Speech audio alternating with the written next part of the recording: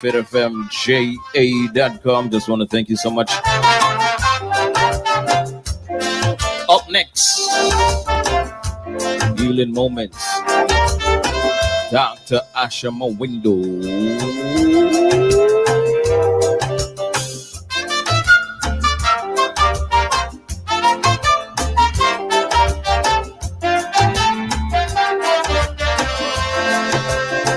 Thank you all, thank you all, thank you all. See you tomorrow, same place, same time. Wow, good. Keep safe. Peace. I'm out.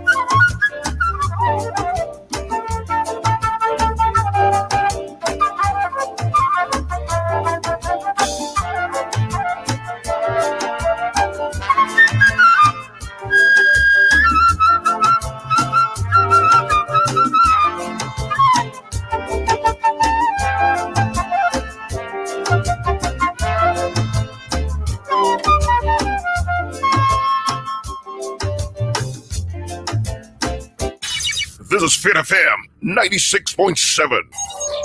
Duncan Strelorny.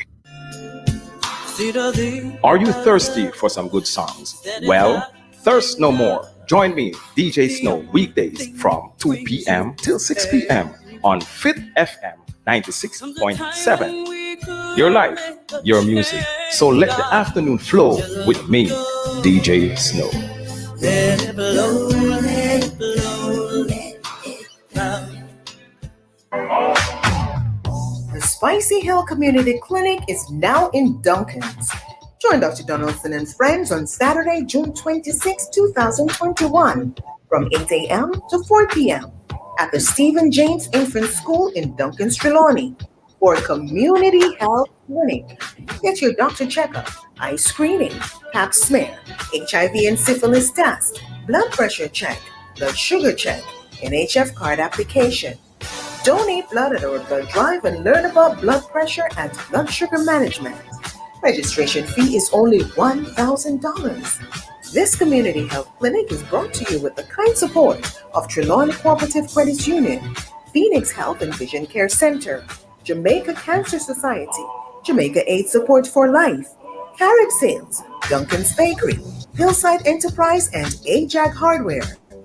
Fit FM 96.7 will be there to bring live updates throughout the day. All COVID-19 protocols will be observed. So join Dr. Donaldson and friends on Saturday, June 26 for Community Health Clinic from 8 a.m. to 4 p.m. at the Stephen James Infant School with live coverage from Fit FM 96.7. Your life, your music. It's the Father's Day sales event at Carib Sales Hardware in Duncan's, Trelawney. Get up to 30% off manual and power tools and equipment. Visit Carib Sale Hardware for great Father's Day gift ideas too. Find us in Duncan Square or call us at 876-954-2220. Carib Sales Hardware, your friendly community hardware and gift center.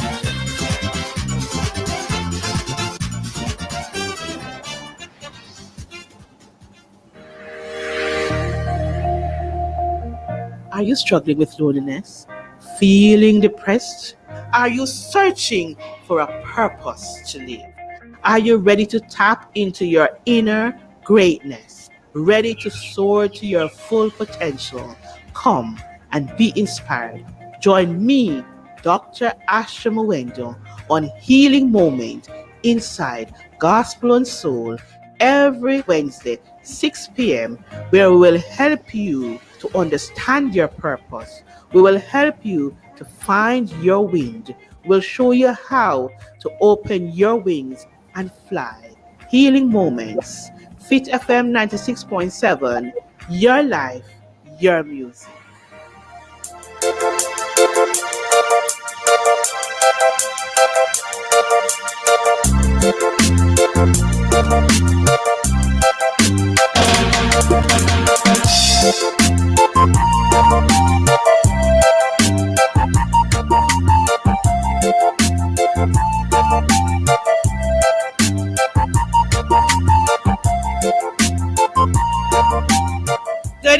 Good evening, my people. How are we this evening? What an awesome time to be alive, I tell you. You're listening to me, Dr. Asha Mwendo, on Healing Moments, brought to you by Wellness in Motion on Fit FM 96.7, your life, your music. So you know how it goes already. We want you to interact with us this evening, and I am telling you, you're going to want to interact with us. So how do you do that? You can listen to us streaming live on fitfmja.com, on FitFM 96.7, all of our social media platforms. And then guess what? You can WhatsApp us on 876-482-4944 or message, call, or WhatsApp on 876-317-1991. Remember, now we want to hear your thoughts, your feedbacks, your conversations, anything you want to say to our guests. Those are the two lines you're going to use. And as I talk about guests, who's my guest this evening? I am excited. My guest this evening is Dr. Amina Blackwood Meeks. And I'm looking forward to us talking about how we help to heal our nation by the powers of our story. But you know the drill. Before she comes on to talk with us, you're going to take this moment to get your pen, tell a friend, get your sip, listen to this bit of music until we come right back. My God will turn it around. I have seen my God turn it around. There are so many, many, many times in my life that I have seen my God turn it around.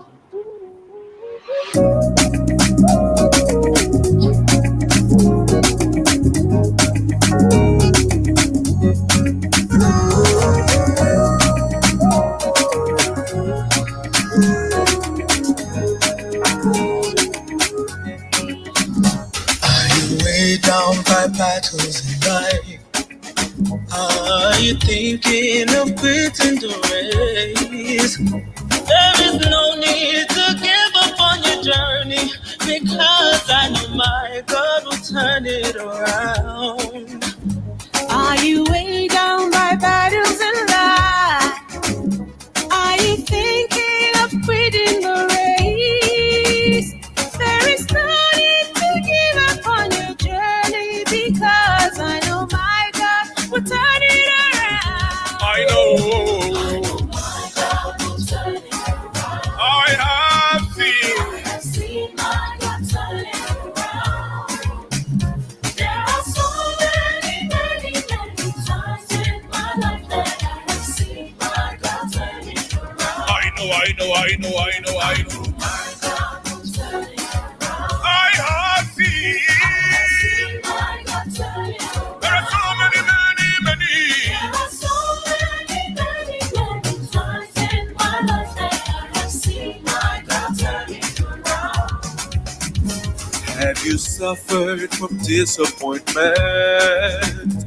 Have some people turned their backs on you? Just keep holding on to the one who cannot disappoint. I know my God will turn it around. Have you suffered from Amen, amen. I know my God is turning it around. Yes, man. And guess what? Just before I bring on my guest, we always just a little let us talk, And for me, what a week we have had from last week up until this week. That Flatbridge incident still have me away. Trust me, my people, I am telling you, you have somebody you can talk to. There's always somebody. It doesn't matter how private you are. It is better for you to tell somebody your business and hear it back than for us to be talking your business and you're not here because you're in the grave. Come on. It doesn't matter what you're going through. Let us seek help. Let's reach out to the family. I'm saying to you, you are in our prayers, those two wonderful sons. We are praying for you. We are keeping in our prayers and extended family. We love you. And if you need to talk, talk to somebody today. Somebody wants to hear what you have to say. And, I keep looking at this week, the experiences that I've had so far, the people I've had to talk to. I know COVID-19 have a psychosocial um wheel. We're just going around and persons are being affected.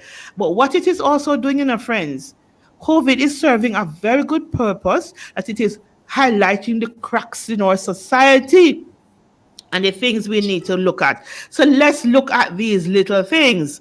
We must come together and rally and support each other. And I still say, as the Governor General once said, there's nothing wrong with us that we cannot fix together. These are my interpretation of his words. So if we come together and work together and help each other out, we will get it right. No, have seen two videos in recent times that annoys me. I saw one earlier on in the year, and this young girl was on Facebook and she was cussing out some man and telling, lick me, lick me. And I hear a lot of our women bigging up this girl and say that she's strong and she's standing up for her rights and she's learning from early to defend herself. We don't want to defend ourselves in those kind of derogatory ways. And we don't want to teach our children that's the only way to be heard. We want to get it right. And the adult male and other women who were there laughing and egging her on for her to feel that she's okay, I guarantee you that come next 4 or 5 years, if she talk to her mother like that, she's going to want to lick her down. Because she's going to say something wrong with it. It is wrong at that age also. We need to correct them, show them the how. Then we have a little boy now who already make up his mind to be a gunman. And he's young and we might laugh at it, but you could hear that conviction and determination in his voice. And then he says the person cannot tell him what to do with his life, can't tell him what to do. So we need intervention for our children that we can keep them, guide them on a good path. And listen to me, he is speaking from where he is at the moment. That's not who he must turn out to be. Intervention can change the story. And as this evening we'll talk about stories with my guest, Amina, we will understand how important our stories are to our conversation. So as we transition this evening, I will not let my guest wait any longer. Locks, I like her. She's a good guest. She come on my yard early, and she sit down in a high chair and hold her space. And so therefore, I know my guest was ready. I am hoping she enjoyed the serving of juices and in the music we gave her earlier on, because I was dancing. I hope she enjoyed it from DJ Snow. So this evening I have my guest, and not even I use no music for transition because she come a yard long time. Good evening, Amina. How are you? Let me tell you, I have been so blessed just sitting here and listening to the music and watching you and remembering the divine intervention that brought us together and sharing in the concern about our children. I know the two children you talk about are very young, but guess what, Dr. Asha? From I was years old, I wanted to be a teacher, and every summer I practiced to be a teacher. Me used to collect mango seed and put them to dry and slit the bottom, and so the kernel come out of it, and then me would have comb out the hair and make faces onto the mango seed, and then me get as many bottles as me have mango seed now and put the mango seed head on top of the bottles, and when me have plenty, that was my class. And me teach them. And in those days, the drink bottles were made of glass. And when them rude, me beat them. And any bottle we broke, that one get expelled. And me go find another bottle and me start again. The point I'm making is I have absolutely no doubt that we grow into what we envision at that age, at age 3 and 4. except we are taken on another path or encouraged along that path. So we should not underestimate and say, oh, I pick them that know better. They know exactly what they're talking about because at that age, what they're speaking is their reality. But I love what you said, that the beginning point does not have to be the end point. Not at all. Not at all. Not at all. Well said. Because, as you talk about our divine link up, I believe that our words, our intentions, and our purpose at every age carries weight. And as you said, Doc, you wanted to be a teacher. You used to teach bush from long time and teach bottle and all. I remember my sister used to beat down the poor bush them. Oh, goodness. She used to teach bush, beat bush. And then somewhere along the line, she started beating the bush and started lock up bush and arrest the bush them. And she moved on to become a soldier. And then now she's working with federal government in the police force because she started lock up the bush them. So our journey is through. I was the no puns intended. No puns intended. Shall look up the bush there? Yes, girl. No puns intended. Not them bush. Not the man that was going to chop bush and them lock him up because them didn't understand him bush. Right. No disrespect to Sir past Prime Minister President Bush. No disrespect. Yes, man. And so she there foreign and in a bush country she there too, Yes, man. She in a bush country like a people, but not that bush. And so our journey, I remember I used to sit down and listen. They used to say that I was hearing voices because I would sit down and having a conversation with somebody who have problem. And I also tell them how to fix them problem. And here I am now helping others to fix them problem. So we speak our reality into being and we become who we said we are going to be. Yes, love. Yes. Don't laugh at that either, We do hear voices.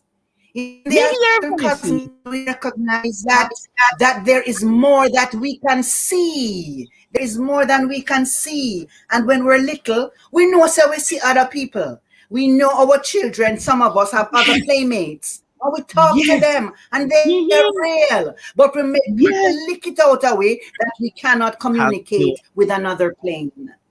Thank you. And as I said, Doctor, I remember when I was a child, and I remember the first time my family really believed that I saw more than they could was, I remember my mom came, my mom was living with us at that time, was living with my grandmother in Flankers. St. James. And so my mom would come and visit and she came and, she brought the little things as we like as children. And I used to raise fish and she came a fish feeding and all of that. And I was just excited that mommy was there. So I was just there sitting. But then I turned to my grandmother and said to her, "Hey, Grandma, why the man will come with mommy now say nothing?" And mommy was like, "Man who come with me is me one come." And then they asked me to tell them what the man was wearing, what him look like, and I told them. And then the man was pointing and I said, he's pointing his finger at me. And Grandma said, "You're going to be sick." I'll never forget it. And then they run, and they get the frankincense and myrrh and alcohol and they start to rub me up. But that never stopped me from sick. Me did sick still. I was there standing among them. I could hear everything that was saying, but I could not speak. I could not respond to anything that was happening around me. And I never forget that. So it do happen. Yes, as I said, up he lick me. Because me chat too much. And there is a story of the late Queen, Queenie Kennedy, who, when she was 10 years old, disappeared, and she came back 3 weeks later and explained that she had been living in a cotton tree. This is in our lifetime, you and I lifetime. She was in this cotton tree and she came out and she was speaking this strange language and she grew to become the Kumina Queen. And when the late most honorable Edward Siaga, who studied the African religions that survived in Jamaica actually went to so many of the meetings and recorded what was happening and sent it away to be carbon dated. Lo and behold, we discovered that our brothers and sisters in that religion were speaking Kikongo. They had never left Jamaica. And Laura Tanner documents in one of the Jamaica journals that Mr. Siaga brought a Kikongo chief to come and meet Queenie, and that they had a conversation in Kikongo as if they were living next door. And all Queenie, there was a little girl, was to run away and go live in the cotton tree for 3 weeks, and there you have it. She was a Kumina queen until she passed away in the late 1990s. Thank you for that bit of information, because I'm hearing this one now for the first time, and I'm quite sure some of my listeners are hearing it for the first time too. And so this is how, you just already underlined my story in that saying, our stories tell our history, and it guides us in how we're going to heal our nation by listening to the voices of our ancestors, by hearing their voices, that we can now create a path for our ascendants to travel along, looking on our shoulders and looking further and further than we have seen and will see, because they have the stories to build them. Thank you, Amina. That story is so interesting. I'm going to do some research on that one, because who knows, I might learn another thing or two that you don't learn yet if I do a little further research on it. So that's right. Yes. So we have been talking, but please, it's not only Jamaicans we're talking to this evening, we're talking to the world.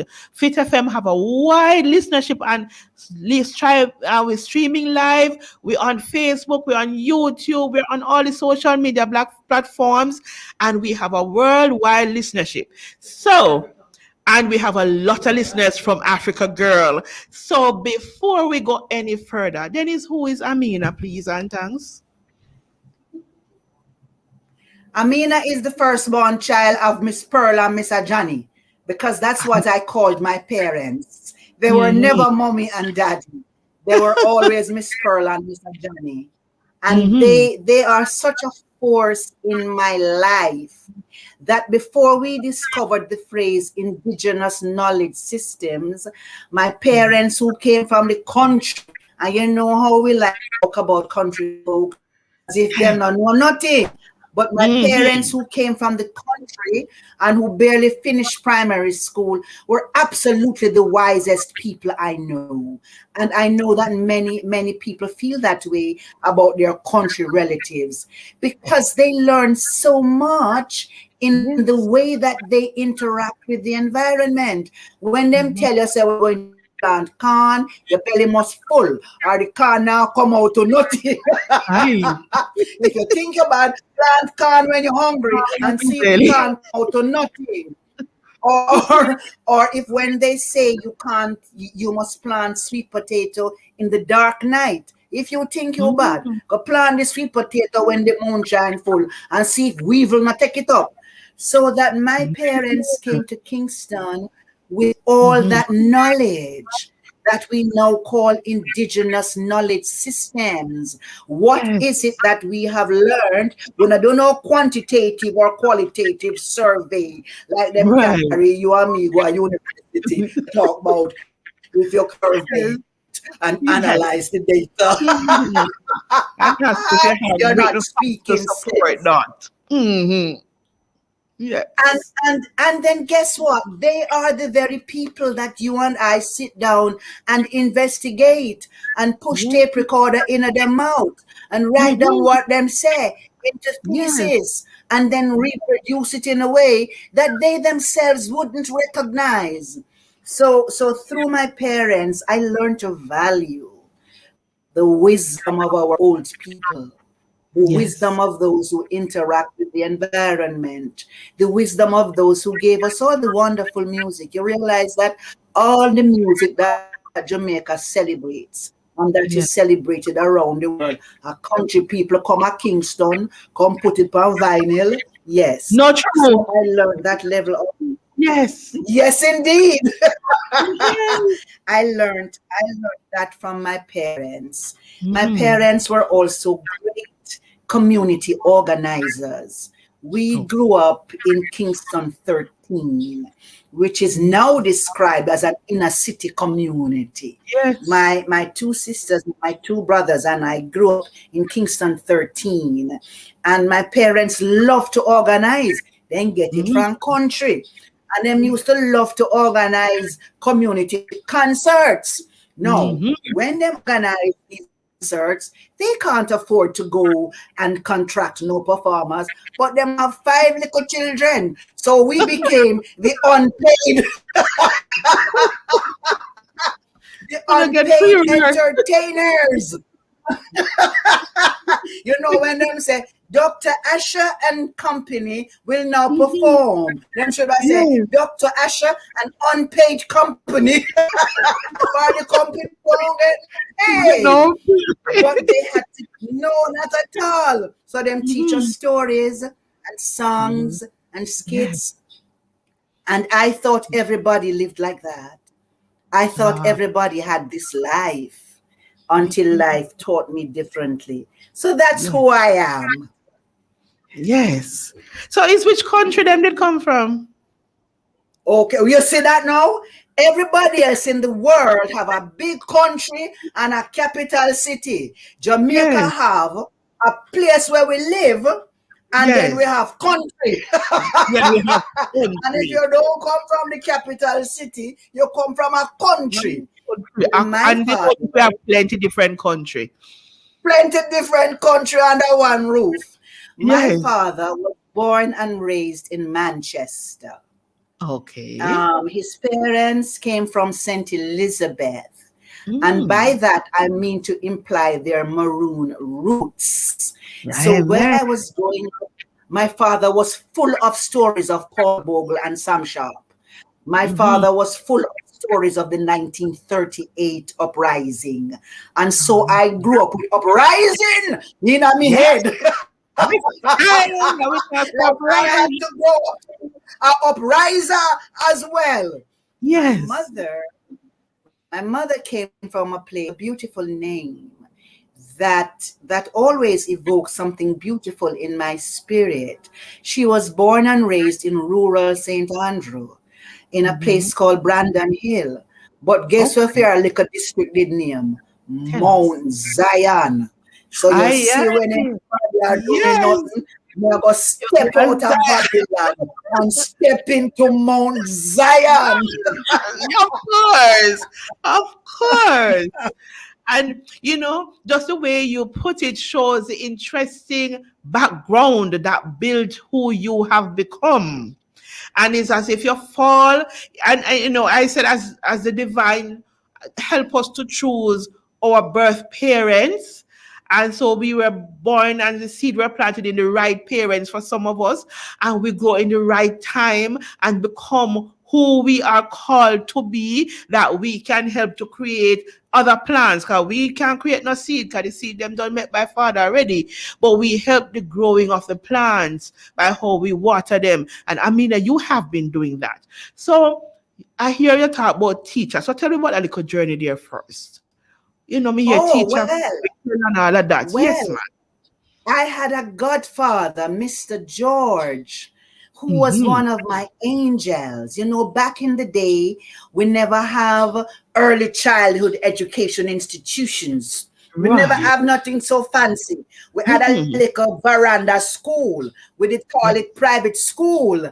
And everybody who grew by the mantra of our ancestors, each one teach one, and read, had a school and taught the children in the community to read and write. So my godfather, Mr. George, had a school across the road from where we lived. And my godfather, Mr. George, was also a maker of clothes, because he make man clothes and picnic clothes and woman clothes and going out clothes and all kind of clothes. And from me little, my godfather made a clothes horse out of me every weekend. Mr. George would sew the most beautiful dresses for me. And on a Monday morning, he would come across the road and he would dress me up. I couldn't walk. And he would put me on his desk. I grew up on my godfather's desk. He would put me on his desk while he taught. So that's what I knew I had to become. And for a long time, I believed that a book was the natural extension of your fingers. As a result of my godfather, I was never without a book in my hand. Ah, awesome, awesome, awesome. You know, and And that is pretty true. clothes. And pretty clothes. Yes, yes, and you love your pretty clothes for true. Yes, and it goes to show all the seed is encouraged to grow and to become. So yes, no, after you come off Mr. George desk, what next? Yes. After I come off of Mr. George desk now, I went Mm-hmm. to Maxfield Park Primary School. It's really Mm-hmm. Maxfield Park Primary School, you know. The second child said Maxwell. I went to Yeah. Maxfield Park Primary School where I had the most wonderful teachers. Where are those teachers? You could nowadays, you could not go into the school with your face long and Mrs. Walcott or Mrs. Wade don't take you and put you upon them lap and ask you, now what is the matter Wow. today? And them Yes. not done with you until that frown has become a smile. But them used to walk me around the whole school, junior 1, junior 2, junior 3, junior 4, because I was not yet in the common entrance class, and common Oh. entrance class is junior 5. Mm-hmm. Anytime them give us a composition to write, because in those days we didn't write essays. You remember that? We We wrote almost write composition. It was right composition. myself as a pair of blue shoes. Yes. Yes, And ma'am. whenever It I is wrote my composition. composition, they would walk me around the school from class to class and say, now read your composition for this class. So many things from me little say, things that me write was worthy of being read. I don't Yes. even know if I saw it in those egotistical terms. Really and truly, I don't know. What I know is that I was powered by people who loved me and wanted to show me off. Amen. Amen. I like how you put it. And that is what we need to be instilling in our children. Make them become proud of themselves by how we treat them and how we are proud of them. Yes. So you done the people them Waxfield, Maxfield, whichever school anybody want to call it. And then now, so you did pass common entrance? Me say, Dr. Asha, when I was to write common entrance, we did only know 2 schools. In those days, you pick 2 schools that you want to go to when you get into big school time. I knew 2 schools. I knew Woolmers and St. Hughes. Why did I know those 2 schools? Because every Saturday, my sister and I had to go to the library. My mother take us to the bus stop and she tell us where to come off, and we go to the library. In those days, the buses ran on time. And she tell you what time to get back on the bus. And when you come off the bus, Miss Pearl out the bus stop and wait for you. Yes. So I knew St. Hughes and I know Woolmers because those were en route. When we left the bus stop in Crossroads, those were en route to the Tom Redcam Library. Dear Dr. Asha, when it come to tick off which school you want to go to, me tick off one of them as my first choice, and me tick off the other one as my second choice. You don't remember how the choices went now. But after it done tick off, and Mrs. Walcott, by this time I'm in junior 5, Mrs. Walcott looked at those 2 schools. My dear friends of Woolmers and St. Hughes, no disrespect. She suck her teeth and she take her pencil and she rub it out and she say, you are going to go to the best school. And she tick off only one. Snandro High School. And I like to pronounce it properly, you know. Snandro. Snandro High School. Yes. And when the common entrance results came out, there was my name in the newspaper. In those days, the entrance was published in the Star. I think also in the Glean. I think in both newspapers. But the Star, my parents used to read. Dr. Asha, we didn't know me did pass the exam. Because you remember old time veranda? The veranda with about 5 steps down to the ground? Yes. My mother had the Star in her hand. And she opened the Star to the page. The names were pushed. And believe you me when I say my mother took wings. She jumped from off of the veranda over the 5 or 6 or 7 steps, and she couldn't stop whooping and laughing. And I knew that she must have seen my name in the Amen. newspaper. Yes. And me dress up and me going to Snandro High School. Yeah, of course. Yes, girl. I don't know. I believe maybe if we go back to the days of putting the picnic them name into paper, it would mean something to them, because it did mean a lot to me. Especially, I remember the community that I was living in. When I did my common entrance, I was living in Lucy. Lord, me live plenty places. My parents was one of those kinds who work with government and they sent all over the place. So we were living in Lucy. No, my parents were no in man. We one day in Lucy, no, and them gamma commandable. And so when I was coming home, I don't really have no parents at home to celebrate if me pass or I no pass, So I'm just take me time, go home. I didn't hurry. But by the time I got to the district of Johnsontown in Lucy, where I was living at the time, it started at Miss Tiny shop. Everybody, see the girl come there. And because I got the paper before I got there, and the entire community, I remember that year, 3 of us from our district did pass. 3, me and 2 boys. And they keep party for we, That is how the community supports a child, because my parents were not at home. So I was going to go home to an auntie who couldn't care less. But by the time I reached home, I was so celebrated. I feel good already. And I feel like, say, yes, she did it. And I can imagine when you see your mother take wings, how it lifted you, because now you know they're rejoicing in your story and they are part of your celebration story. And that is what we need as part of our healing of our nation. So now you're going to St. Andrew. I hope I call the people in school. No, but can I just say something, Dr. Asha, before you move on? Please. Yes, please. Because you mentioned the whole village celebrating you, and it calls to mind something I learned from Professor Maureen Warner Lewis. Mm-hmm. In one of my classes, my storytelling classes, I invited Professor Warner Lewis to be the guest lecturer, and she was just so wonderful. And one of the things she told us about in that class was about the role of praise singers in Africa. The people who come out and call out your name. And in fact, the example that she gave was precisely about being successful in your academic work. And I remember her saying that if, for example, we lived in Africa and we had been successful in our common entrance exams, the next morning there'd be praise singers and drummers, the poets at our gate. And they would say, we come to salute Dr. Asha Mwendo, yes, conqueror of exams, and all of these things. And they would celebrate you for the entire village. And so part of why I'm raising that is how African we are and where the African retentions are in our DNA. And sometimes we don't even realize that we are behaving as ourselves.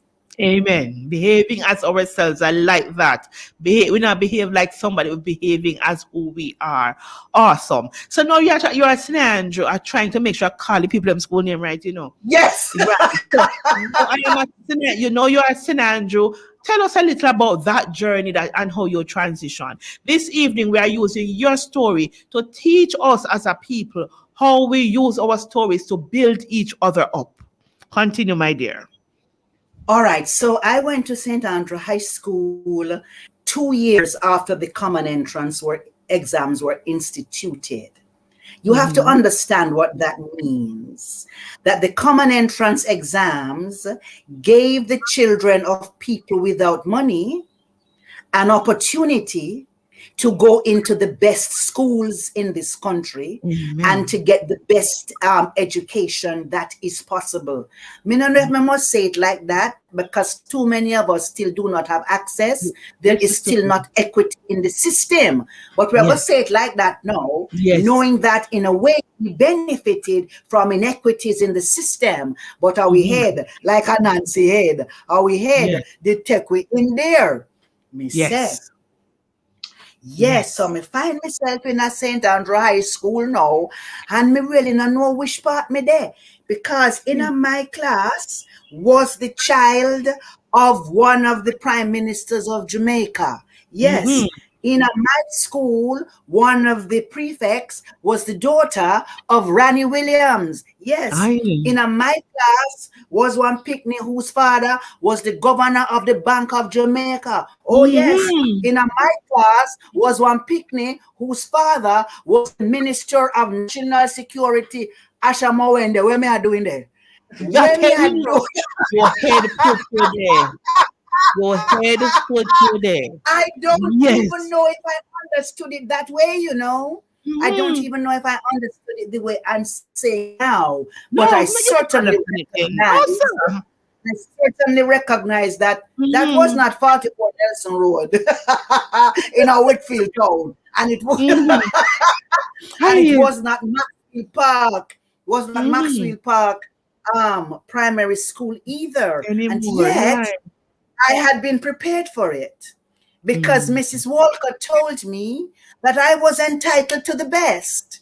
And I didn't even mention my Sunday school upbringing, where my Sunday school teachers also made a great fuss about me because I could have perform and do recitation, the Sunday school concert. And when the concert successful, the Sunday school teacher, Mr. Walters, pack up the whole away in a little VW bug and carry pan outing in and go show him beach. And his wife cook the rice and peas and so on. So I grew up knowing that I was entitled to the best that there was. And now I am experiencing it. It didn't seem to have fazed me, and I will come back to why. It didn't seem to have fazed me in my grown-up post-secondary school years. I look back and I say, wow, that's where you were. But it didn't faze me. There was a girl at school from that class, Tessa Campbell. And Tessa would say, you have a damn the crowd attitude. Me never know say me a damn the crowd. Me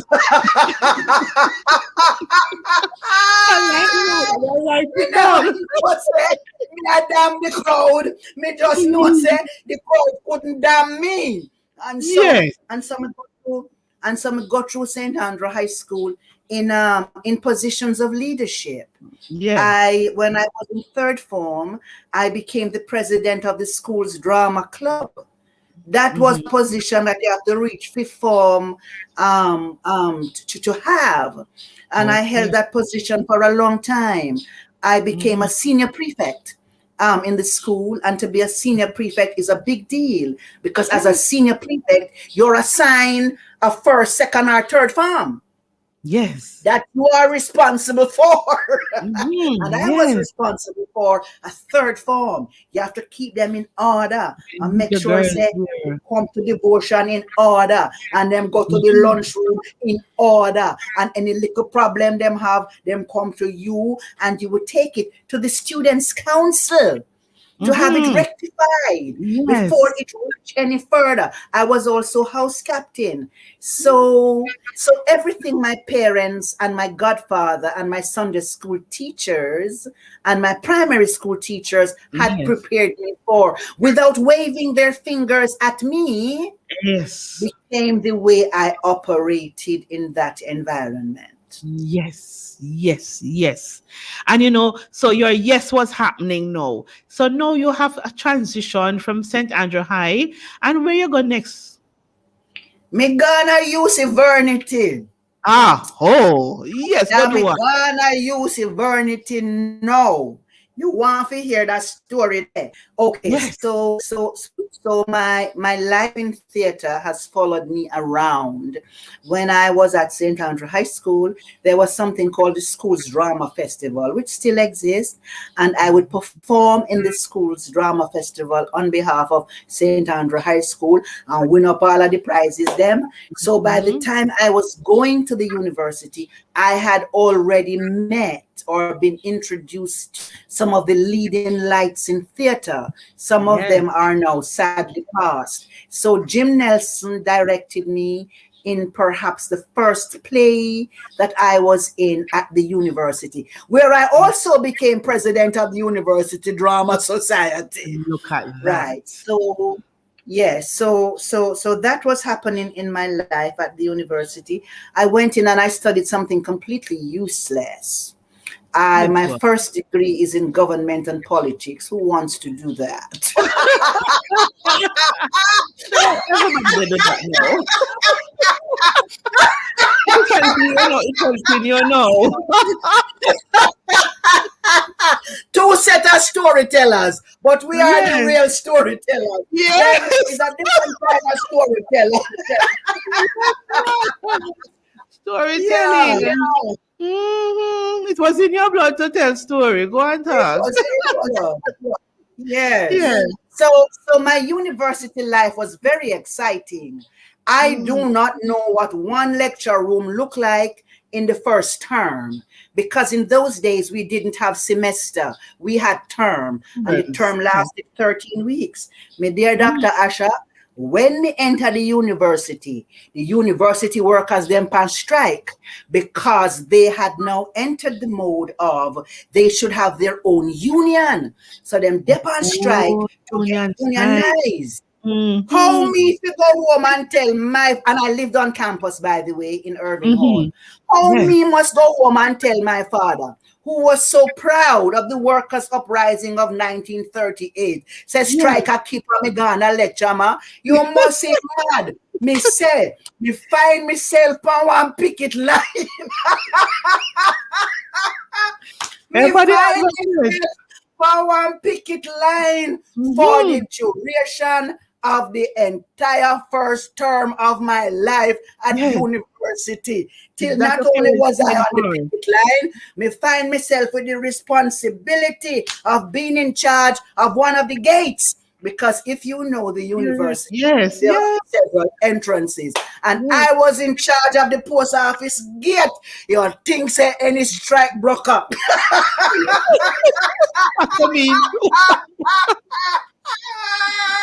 yeah, You think yeah. that any strike broker could have passed me?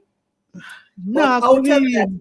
emerged something we called a student worker solidarity committee that Okay. brought us up close and personal with Mm-hmm. what it means to be responsible for the welfare of somebody else and to Yes. have that reciprocated. And then you know, of course, that eventually that struggle was successful and the University and Allied Workers Union was Right. established. But Right. out of the Student Worker Solidarity Committee as well, there emerged UDS, Union of Democratic Students. Yes. And that was in my first year. Oh, when the strike don't know. You think me gone back any class? No, sir.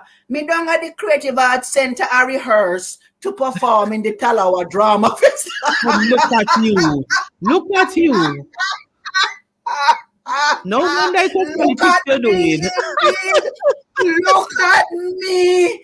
Me no open one book. Me up and down between the drama of the picket line to the real drama inside Yes, the theater of the Creative Arts Center. I tell you. So how do you transition into teaching and then we want to get to the storytelling, we want to get to the storytelling. Yeah. So you have to look for the teaching.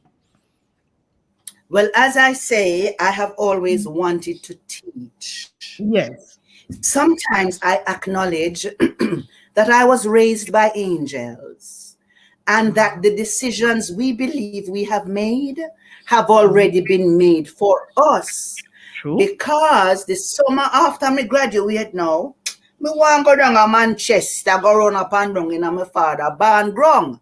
And me down to Manchester, I run up and down in my father barn ground with a young lady I had met in one of the summer camps I used to attend. And me run up and down with Myra Lewis, man. And Myra said, you know, want to stay in Manchester? Me say, yes, what am I going to do? She said, well, I know of this school are looking teachers, Beaumont Comprehensive High I School. remember And me Beaumont. and Myra, yes. Was I Yeah. yet 20? Me don't even know. Me not think so. Because I went to university a little early. when I was 17. So by the time I was 20, I was finished with that.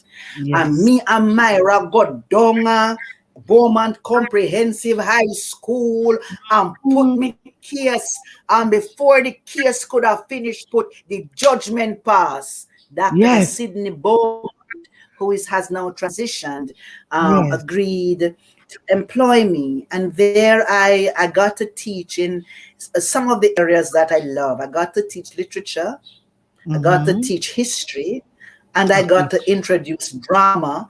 Me never ever know what me that do. Me did just know say me did know about drama.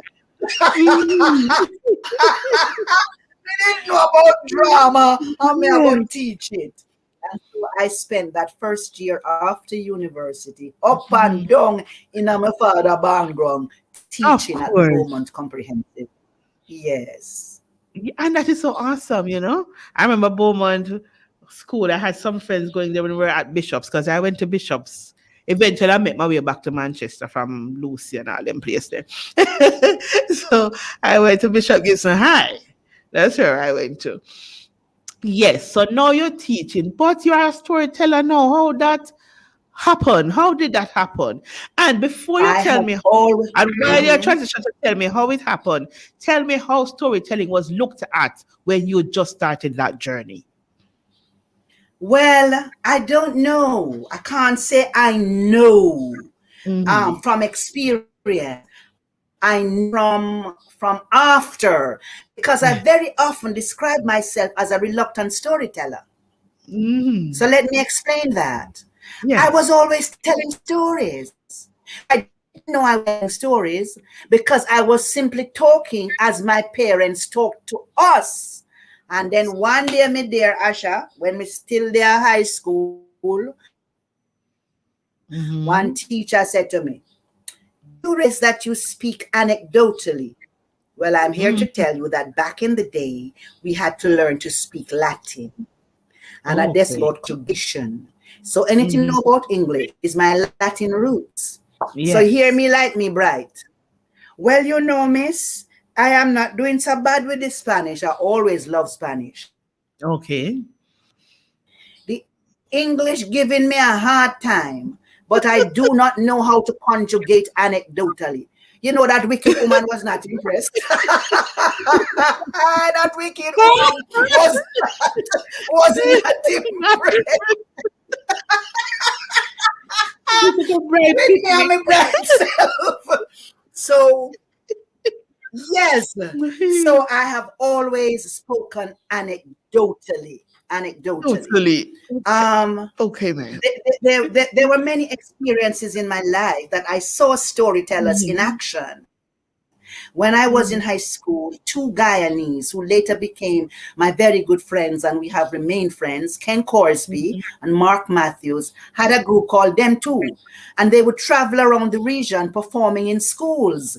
And they came to St. Andrew High School and did this fabulous performance of some of the stories my parents told, but also of stories I never heard.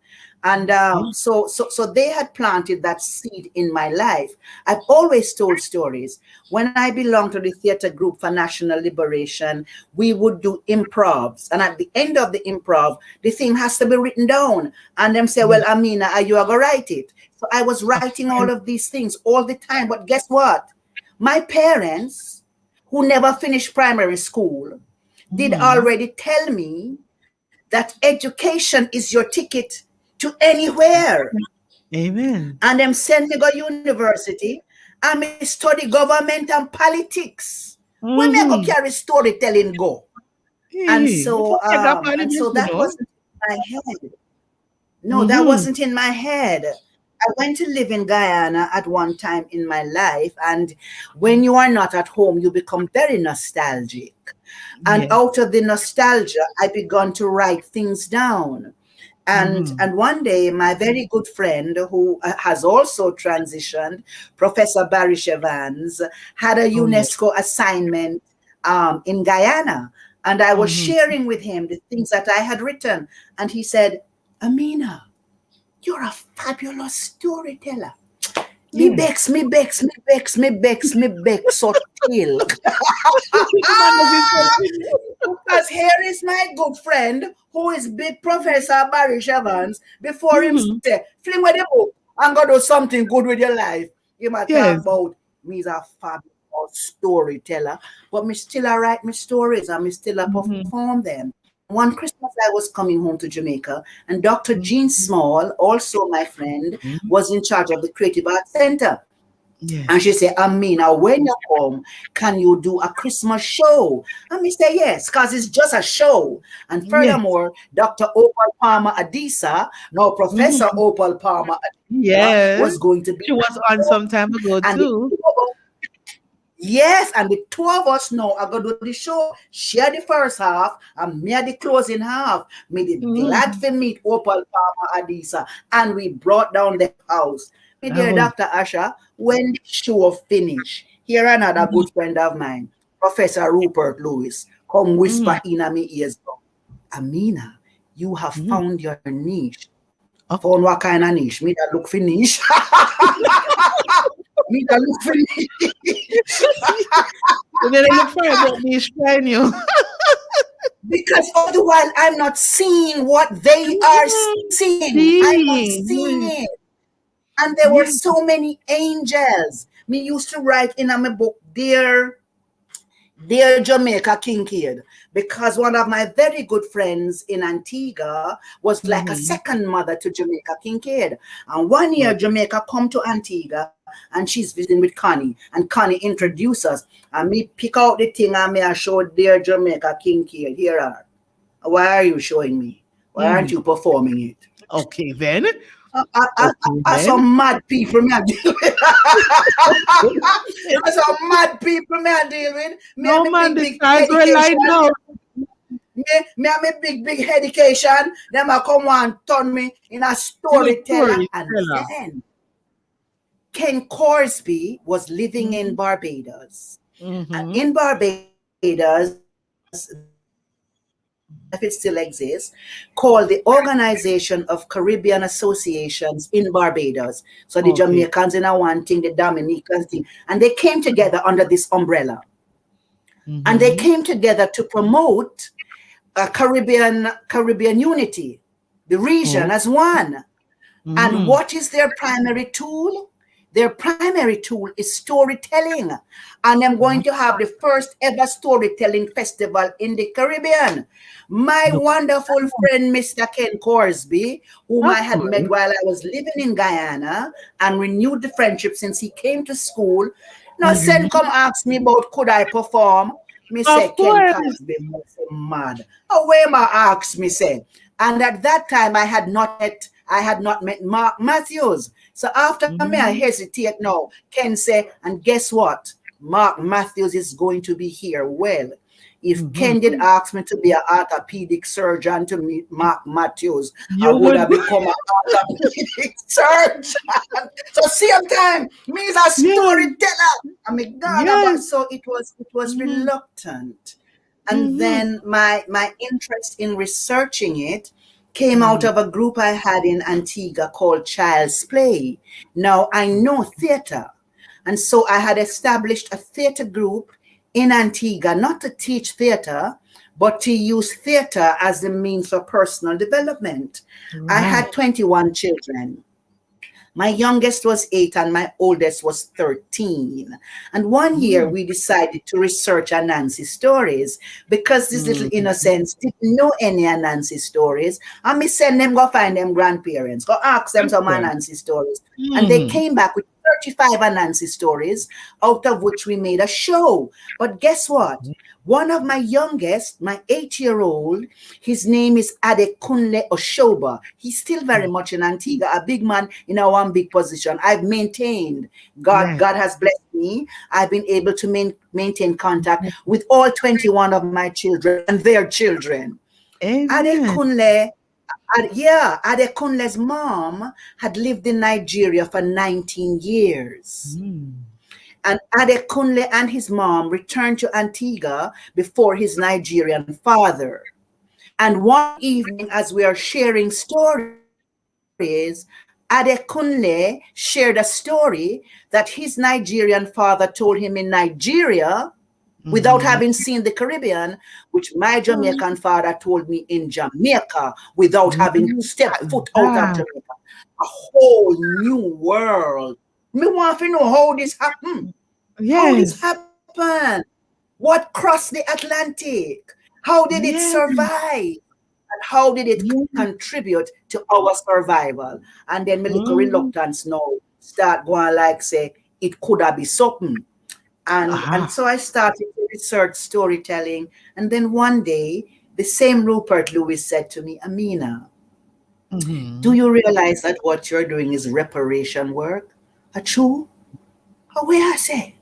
You mean it? Storytelling could have really been reparation work. I am a storyteller. I am working for reparation. And so reluctantly, but with angels who have guided me every step of the way, even when I could not see what they were seeing. Amen. So, Amina, you have brought forward by telling me your story, and I fence that conversation up.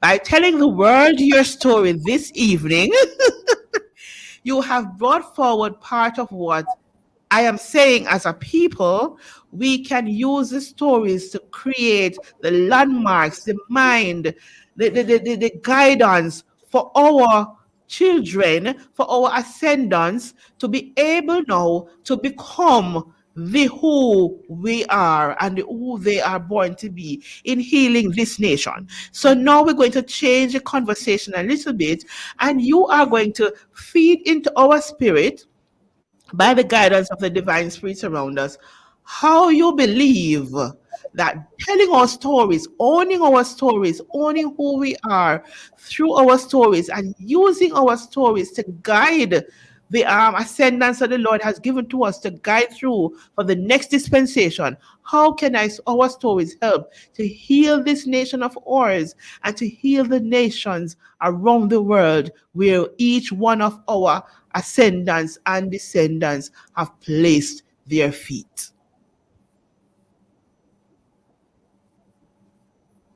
Three people come to mind. Chinua Achebe comes to mind. And Chinua Achebe says, the stories are our signposts. Yes. Without it, we stumble like blind beggars into the fences. You understand that? Yes. That we have to follow. And then Ben Okri, also a Nigerian, Ben Okri says that we can tell 6 stories. People become the stories that they tell themselves. And so sick stories can make us sick.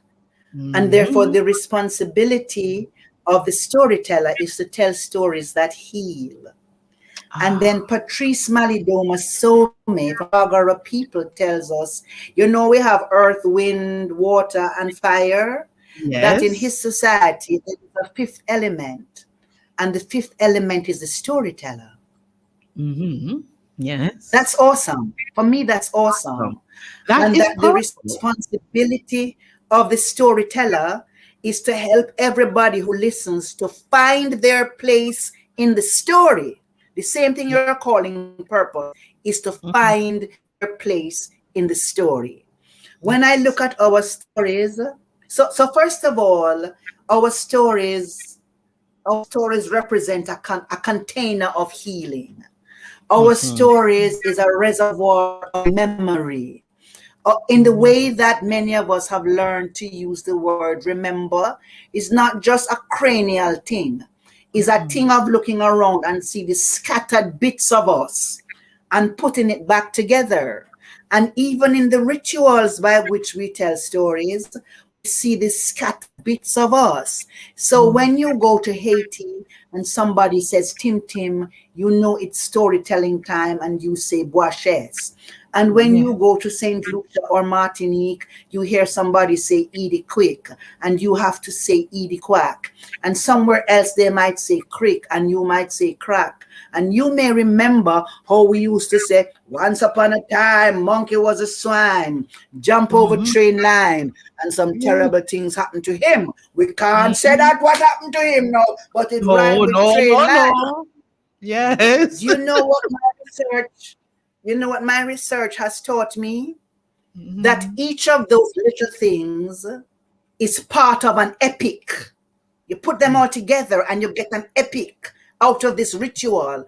But some of us keep part of it in Jamaica, and some of us keep part of it in Barbados, and so on and so on and so forth. So in that way, we use remembering. How do we use stories to pick up our scattered pieces and put it back together? But through our stories, we also learn how the ancestors were, and how enduring the ancient African wit and wisdom, and how relevant to contemporary development. Because when I look at our stories, me see Millennium Development Goals in it.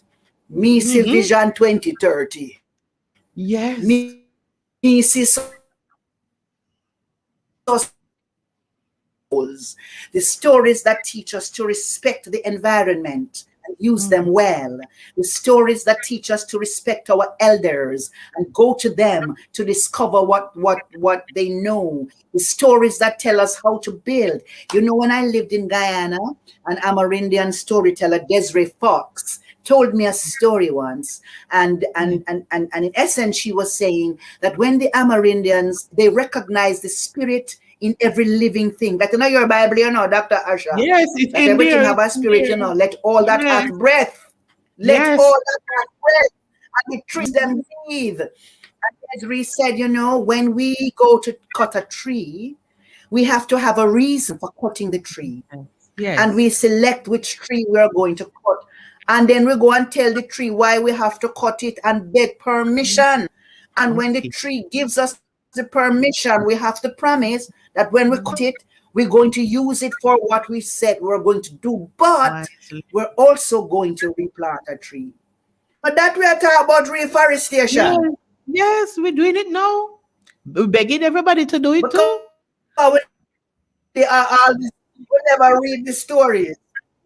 That's right. Yes, We never read stories, so we chop down the trees willy-nilly, and all of a sudden there's a great project whose viability has to be studied, and this one and that one get job. We study the viability. We say, when you chop down one tree, plant one.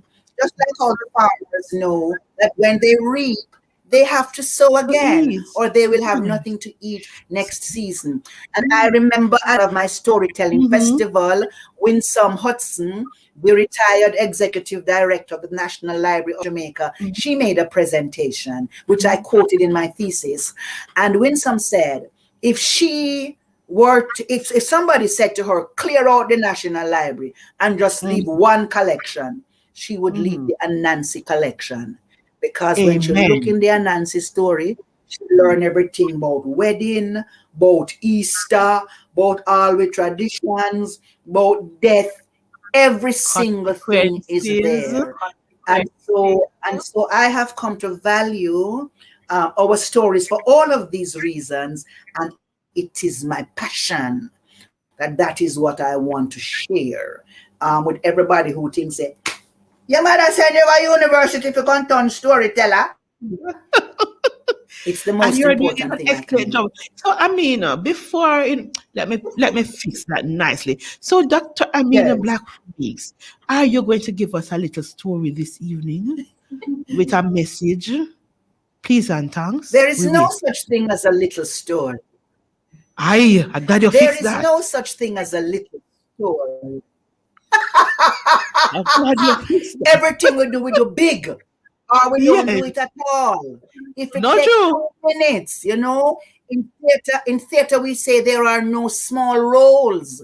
So if you get a role, just walk across the stage and smile. Wow, good. Make it the biggest, brightest smile. Because if it wasn't important, it would not be in the script. So I'm going to tell you one story now about crab. Let me ask you this. You ever see a crab with a head? No. No, because crab losing head. Did you know that a long time ago, crabs had head? As a matter of fact, Dr. Asha with your big doctorate, you didn't know, say, once upon a time, Crab's father was the best head maker in the whole village. Yes, him do head business like yours. Yes, Crab father was the best was the best head maker in the whole village. Any kind of head you want, Crab father would have make it. And when he make the head, he put inside that head what the head must do. So in your head, he put psychologist. In my head, he put storyteller. In a Smarty head, he put prime minister. He make all kind of head. But the only head he never make was coke head. No. Crab father. Born at a time. Crab father born at a time BC. And in case you didn't know what that meant and thought I was being a rude Jamaican, in born before computer. Oh! And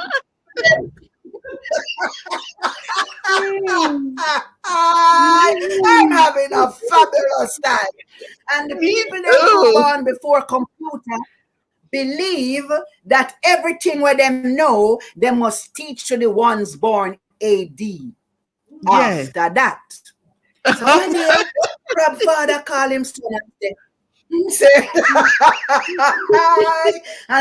come here, my son. Make I teach you how to make head. You see the little people them born AD? Watch them, you know. Them stubborn and own weird. So the little boy, Daddy, you don't know that this is the age of globalization. That means we are into specialization. That means we don't need to have two head makers into one family. You are to make the head and I will sell it. Them love sell things. Yes. But the father was not altogether unreasonable. Yeah, man, go and hustle. The father was not altogether unreasonable. So him agree. Sunday, Monday, Tuesday, Wednesday, Thursday, Friday. Crab father make head. Saturday morning, crab picnic. Put all of the head them in a one basket. Put the basket on top of the him head. Balance, rise up from your bed. Gonna market, gonna sell it. Dear Asha, one Saturday morning market, good. Every head where crab pick me have sell off. And him two packet them full of money. And him happy him a go home. When him reach the market gate, a man say, crab pick me. Yes. Hold on there. Tell me a head. Crab pick me say, no, me sorry, every head sell off. Come back next week. The man persistent. Hear him, no, but this is the day I have to meet Dr. Asha Mwendo, you know, and I have to look my best. Look at me two-toed shoes, yes, and me my hair gun, mouth trousers, and my scissor steel jacket, and my little frilly front shirt, and I have this 10-gallon top hat, and I want a head to match it. Crab pick me say, sell off, come back next week. The man said, no, how much money you make today? And crab pick me go in him left pocket and him count and him get enough money. Him go in him right pocket and him count and him get enough money. So him have enough. The man say, if you sell me your head, I double it. So crab pick me call himself the number. For you know how we used to count. You call yourself the number. And that time, you know, your belly half full. Because if your belly not full, and you clap your chest, so you drop back. So crab belly must have been properly full. So him call himself enough. And he multiply it by 2. And him get enough. There is a thing about the after that generation. Money gone at them head. Yes, when you realize how much money him going to get, him pop out in head and take the man money. But before him hand over the head, presence of mind. Your parents always tell you to have presence of mind. Presence of mind say, then how you going to sit to go home? So him take out the 2 little item and put in his shoulder and hand over the head. I don't know how that man did say, but I feel in business. Crab picnic now have 2 head in 2 eye in a so. but without the Yeah. head, him unbalanced. And Yes. because him unbalanced now, he walk sideways. But his intention is to go home so Yes. his father, who is the best head maker, could have Make make back a new one. head and give him. My dear Dr. Asha, when him reach the cross pass, man, him see one dinky mini a gone. You probably know a dinky mini is a sideways dance. And Yes. Chukra Picnic already a walk sideways. Him are the best dinky mini God. dancer in a the dinky mini. Him all a Yes. teach them dinky mini. Zaki oni wan ben. Benny boy, I like a hope him ben boy. Benny Yes. like a capital pay. And I saw him a go on, man. And him Yes. enjoy the dinky mini. What you also know is that at midnight, Yes. in every dinky mini, is when them serve food. So it's Jamaican food. Hard do a bread with salt, butter, Yes. fried sprat, fried crisp, and some Chocolate hot tea. Jamaican chocolate tea with Yes. the coconut milk swimming on the Pounded. top of it, and the little cinnamon leaf. Mhm. Dr. Mhm. Asha, when them reach crab picnic, him couldn't take none too why the mouth gone with the head. Head. But him already knows them father is the best head maker. Yes. So him is going to go home now, so his father could make him a new head. When him Mhm. push the gate and go inside, him see him father mattress in the yard. When him push the door and go inside, him see a piece of black cloth over the looking glass on the dressing table. When him look on the ground, him see 7 white candle into a circle, the number of completion. You know Yes. what a dinky mini is? A Mhm. dinky mini is a ceremony you perform when somebody dead. The Yes. history book said the first time a dinky mini was performed in Jamaica was after they murdered Taki. That's another story. But That's that is another where we story. get the dinky mini from. Yes. Mhm. That is where crab picnic realized say he was out at the cross pass enjoying him father's death.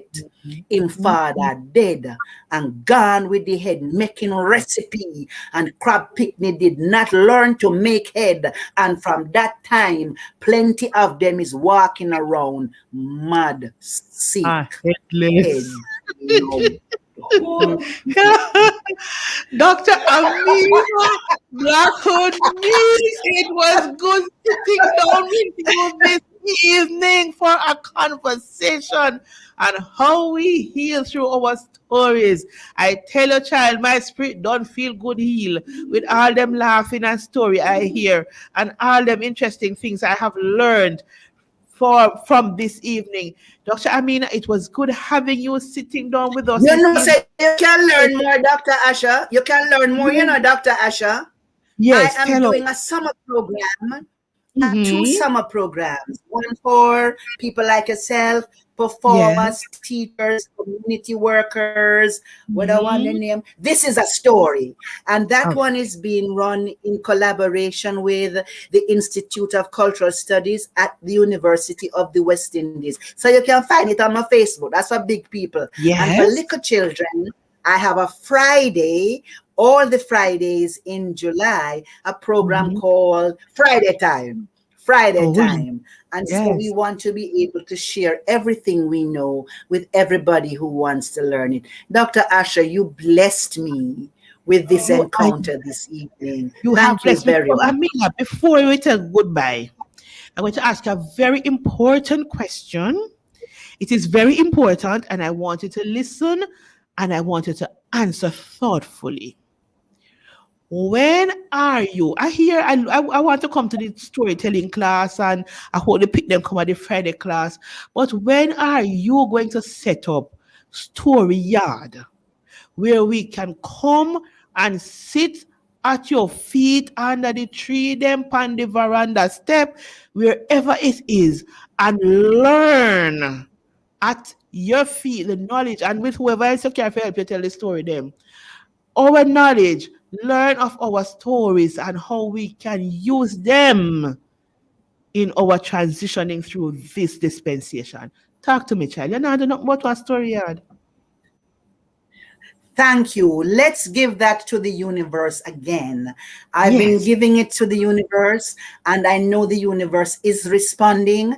Maybe it's Mhm. not responding in my time, but I know, I affirm it's going to happen. We've been looking for a space to do Yes. exactly what you say. Where is this Mm, space going to be that we can have discussions about storytelling, that we can run storytelling workshops, that we can mm. perform storytelling, that we can mount monthly exhibitions? Yes. That is our dream, where we can set up what I am calling Fiwi Bookshop, because we are published book to you know, Dr. Asha. Yes. You It- think say a uncle in our head the story them there. I No, want we my book. publish. That's I a good want my idea. book. In Yes, I collaboration with want my book. Brandon Press. How we do you? Yes. And it also Yes. have the Spanish version that we Uh-uh. friend them from Mexico translate. We are going with I, things. of So yes, course. so Fiwe book and Fime book and everybody book could have been a one Yes. little shop named Fiwe Bookshop. Marcus Yes. Garvey's dream was for us to be self-reliant. So when I have to walk around and say, you can sell two of my book for me, but we can say, this is where Mhm. Fiwe Bookshop is. Come and get our Yes. things. So all those Yes. things form part of the dream and part of the vision. We do what we can do on the temporal plane, on the plane that we can't act. We give it to the ancestors, we give it to the universe, we give it to the supreme being, and we sit back confidently knowing that if they give we work for do, they are going to give us the tools Tools to to do it with. accomplish same.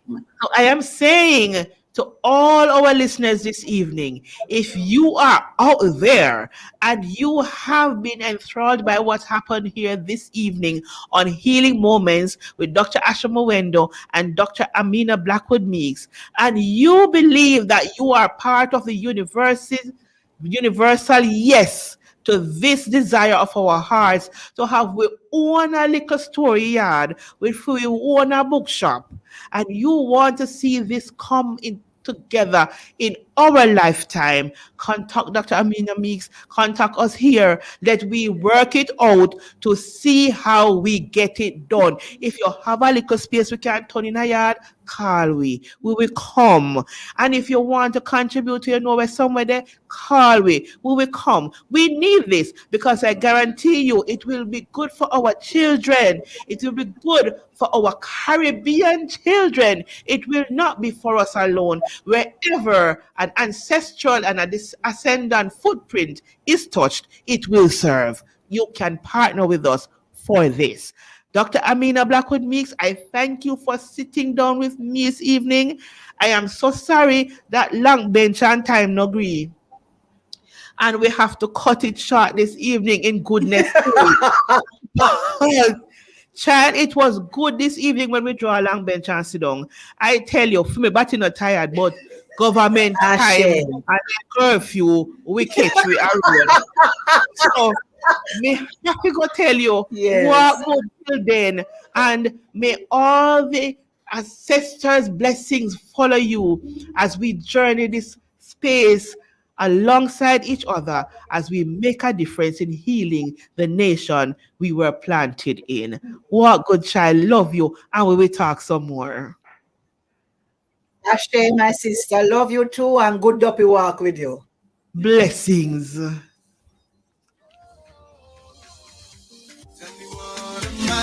That you are mindful of. Give me dominion, crown me with your real love. And you are mine, that you are thinking of. Our future so bright, looking through your eyes, Baba. You told me to take no thought for my life. I'm safe and secure under the shadow of your arms. I see it, I see it, I see it. I believe it. I'm a child of the Most High. Everything I need, everything I want, everything I want, all of my desires, Lord. In you I know, yeah, yeah. Okay, it was Good. Having my friend Amina on this evening was an awesome sit down. But before we close, I have to give you my affirmation. So my affirmation for you this evening is step back a moment. Know who you are. Realize you were awesomely and wonderfully made. Accept that there is no one like you, and that is as it should be. So, if you don't show up for the world, your world will be missing someone God deemed important and took the time to create. You will be robbing the universe of a star, making the compass a little off balance.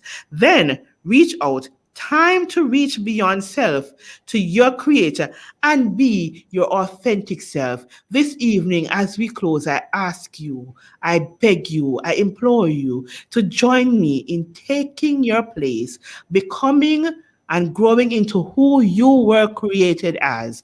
Remember, the word unique have no qualification to it. You're not less nor more unique. You are simply the one of a kind. Walk good in your awesomeness, understanding your divine purpose.